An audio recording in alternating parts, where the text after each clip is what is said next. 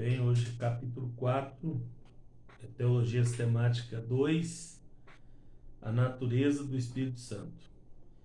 Bom, vamos falar sobre a divindade dele, né? Dentre a natureza do Espírito Santo, destaca-se a divindade, né? A divindade do Espírito Santo.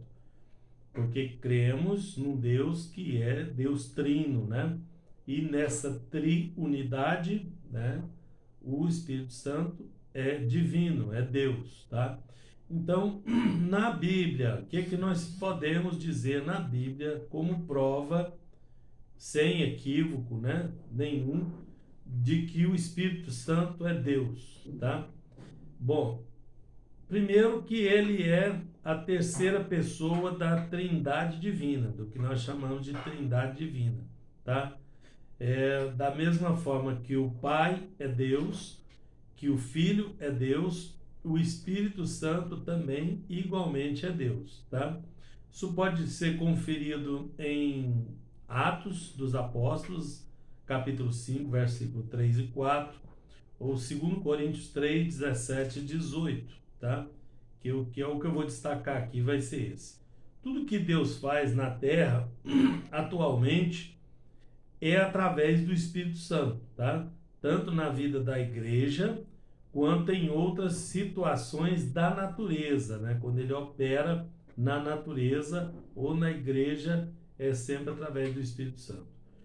Bom, o versículo que eu separei aí da prova, 2 Coríntios, capítulo 3, verso 17, né? Diz assim: ora, o Senhor é Espírito, e onde está o Espírito do Senhor, aí há liberdade, que é o 17. O 18 fala: mas todos nós, com o rosto descoberto, refletindo como um espelho a glória do Senhor, somos transformados de glória em glória na mesma imagem, como pelo Espírito do Senhor. Então, aí está um dos versículos. Tem esses outros lá que vocês podem conferir, tá? E ele fala, o próprio Jesus fala que, ao ir embora, ele diz: eu rogarei ao Pai, né? E ele vos enviará outro consolador. Quer dizer, Jesus era o consolador até ali. E ele envia outro consolador, quer dizer, que tinha que ser da mesma natureza, da mesma, né?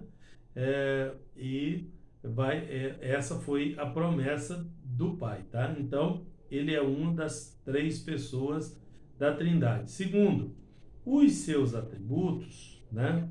O seu poder, os seus atributos de deidade, são os mesmos, né? Não tem nada diferente da natureza de Deus. E isso prova que ele é Deus, né? Que o próprio Deus, em sua natureza divina, na sua natureza original, tá? Que ele é, tá? Ele é Deus na sua essência, no seu poder, né? Na sua natureza, tá? Bom, aí vamos para os seus nomes. No item 4.2, no capítulo 4.2. O pessoal que chegou agora, nós estamos no capítulo 4, tá? Os nomes do Espírito Santo são muitos, tá? E todos cheios de importantes significados. Diz que os nomes do Espírito traduzem a natureza do seu ser, tá? E os títulos, né, a sua fama e a sua reputação. Todavia, aqui se menciona, aí no seu material impresso, né, apenas 40 nomes para o conhecimento do estudante. Olha só o tanto de nomes, né? Então tem uma listinha enorme onde se nomeia o Espírito Santo de Deus aí, tá? Não como, vamos deixar isso claro também, que doutrinariamente para nós ele é uma pessoa, né? Uma persona, ele tem personalidade própria, não é pessoa no sentido físico da palavra, mas da personalidade, tá? Porque ele é espírito, né? Ainda que ele possa se materializar, mas ele é espírito. Mas ele é persona, ele é uma pessoa, tá? Ele tem personalidade própria. Apesar de ser Deus, é uma das três pessoas da Trindade, que é o Pai, o Filho e o Espírito Santo. Por que isso tem que ficar bem claro? Porque tem uma heresia que roda por aí que o Espírito Santo é uma força, é uma luz, é qualquer coisa menos uma pessoa, tá? E às vezes o crente fica meio balançado a concordar com essas ideias malucas que as pessoas arrumam por aí, tá? Que a intenção dessas antidoutrinas é o anticristo, é a antidoutrina mesmo, tá? É invalidar as doutrinas. Qualquer doutrina, já falei isso para vocês e repito, qualquer doutrina bíblica que for invalidada, que for diminuída, que for negada, é um prejuízo enorme, porque elas são interligadas. Uma depende da outra, que depende da outra, que depende da outra, tá? Então a operação é em conjunto, tá? Tá, aí vamos para os símbolos. É item 4.3, né? Estou no capítulo 4, item 3, 4.3. Seus símbolos. Menciona-se aqui 16 símbolos do Espírito Santo, tá?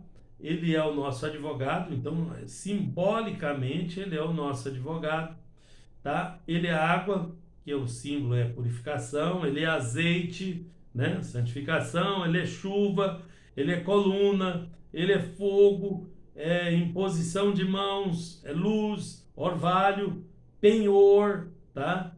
Pomba, rio, selo, unção, vento, vinho, tudo isso são símbolos, tá? Simbolicamente, porque cada um desses símbolos tem uma representação, tem uma explicação teológica válida, importante, tá?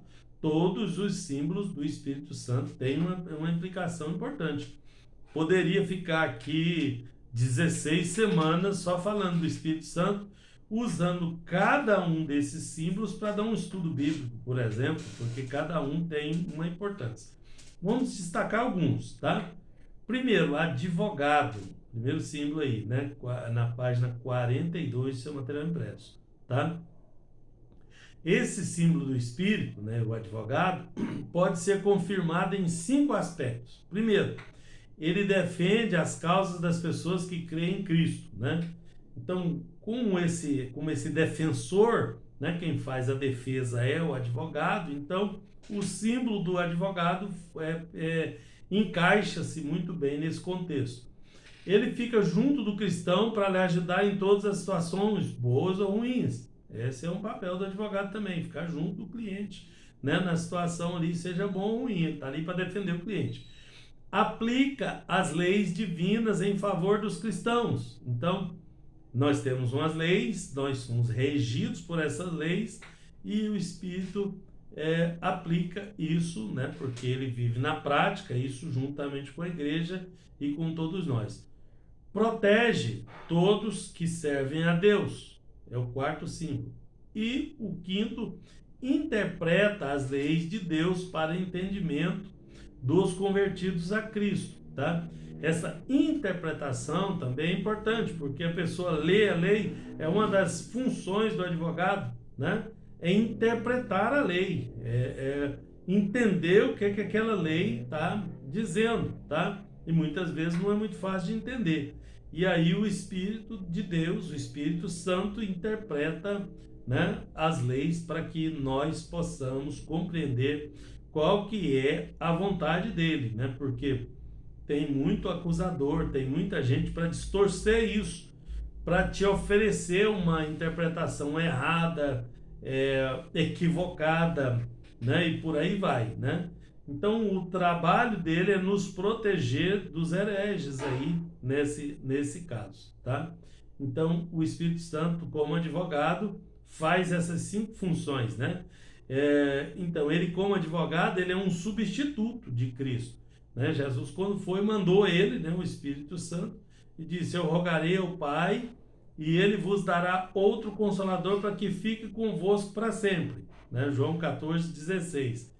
O termo outro vem do grego alon, né?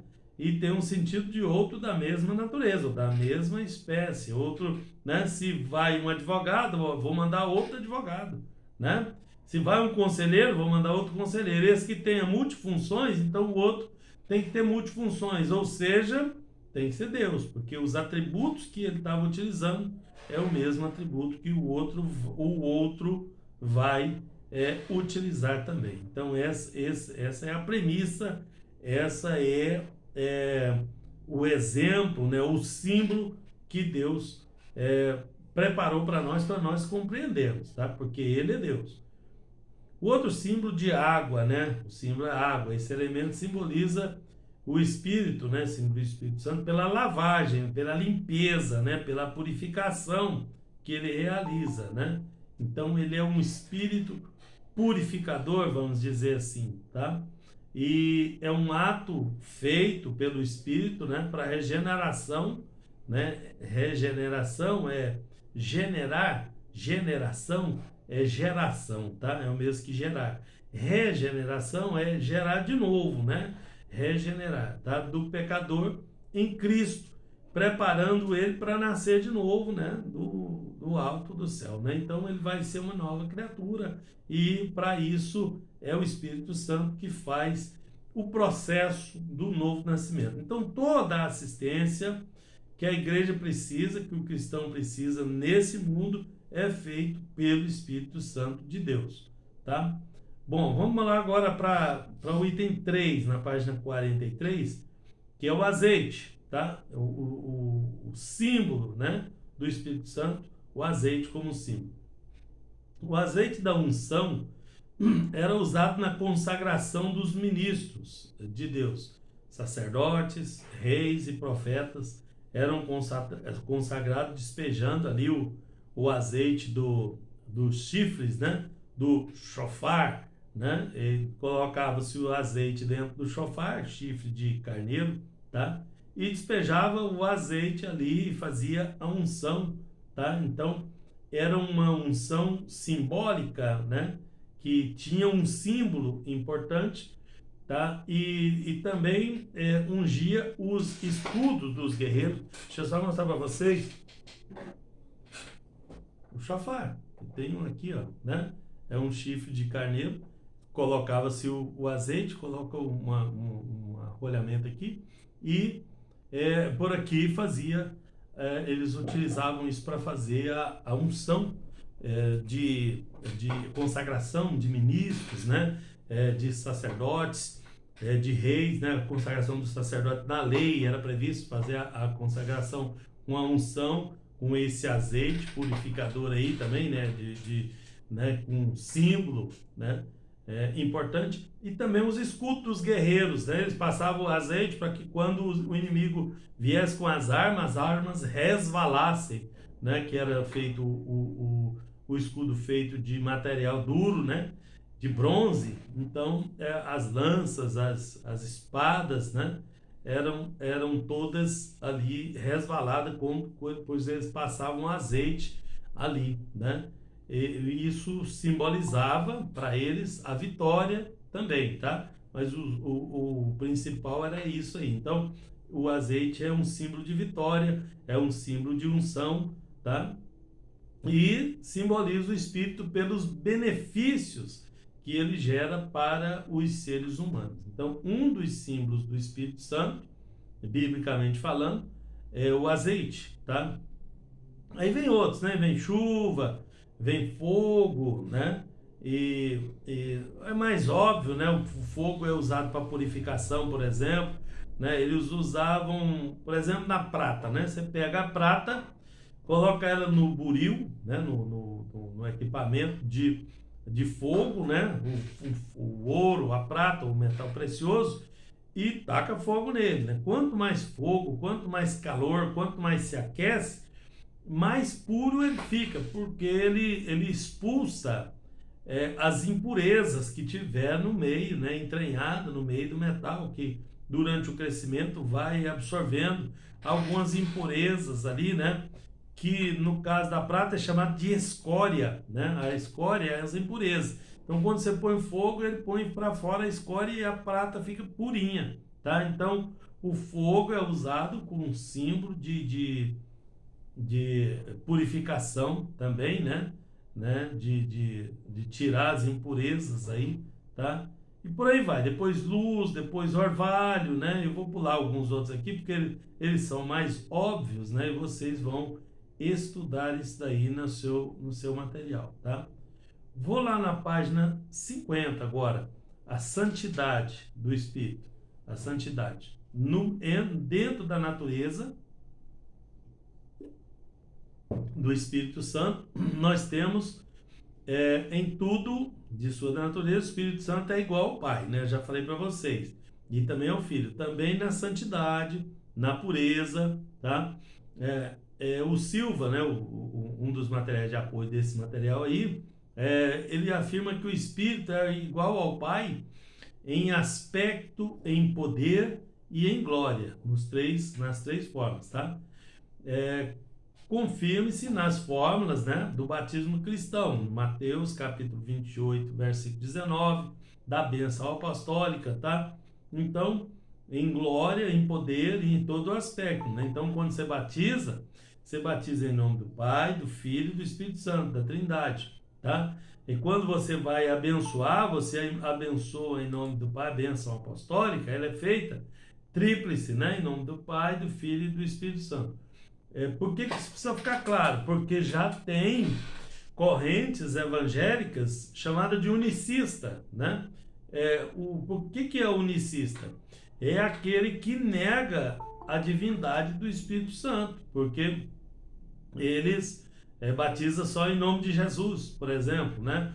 Negando que não é uma preferência, é uma negação, na verdade, tá? Então, o unicista, ele nega a Trindade, tá? Negar a Trindade é uma heresia, né? Negar qualquer aspecto de Deus, né? Confirmar pela palavra e tudo, é uma heresia, né? Torna-se uma heresia, tá? Então, ele é santo, tá? Ele é santo como o Pai o é, como o Filho é também, tá?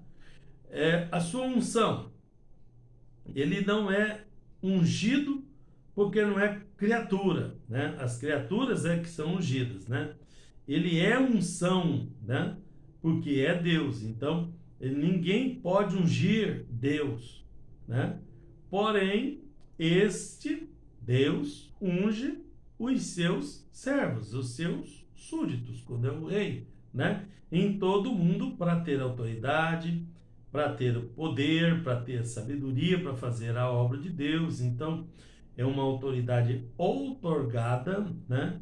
Então, é uma sabedoria outorgada da unção dele, né? Vinda, derivada da unção dele, que ele já é unção, né? Ele é unção, ele não é ungido, né? É ele que unge, se for o caso, tá? Então, e aí, o último aspecto é a sua pessoa, né? A pessoa do Espírito Santo. A Bíblia revela que o Espírito Santo é Deus e, como tal, como sendo Deus, né, é uma pessoa. Eu comecei falando disso. Isso é importante que eu estou repetindo, tá? Em todos os bons sentidos da palavra. Então, como pessoa, ele é eterno, tá? Ele é onipresente, ele é onisciente, ele é onipotente. Então, ele tem todos os atributos de Deus. Com base na Bíblia, tudo que se lê a respeito do Espírito Santo prova com clareza que ele é uma pessoa, que tem personalidade própria, tá? Com todas as características de um ser como o outro, né? Com personalidade viva, com personalidade real, tá? As ações do Espírito Santo não confirmam apenas o seu amor e poder, mas também a sua personalidade divina, tá? E, portanto, ele é uma pessoa, uma personalidade, tá? E isso é importante, já expliquei por quê, mas eu repito para vocês, tá? Ele como pessoa, né? Ele sendo uma pessoa, ele não é uma luz, ele não é uma força especial de Deus, né? Então, isso dá a terceira pessoa da Trindade, isso dá personalidade às obras dele como deve ser, tá? E aí tem uma série de funções dele aí, né? Como pessoa, tá? No final desse capítulo. E vamos para o outro, né? O próximo.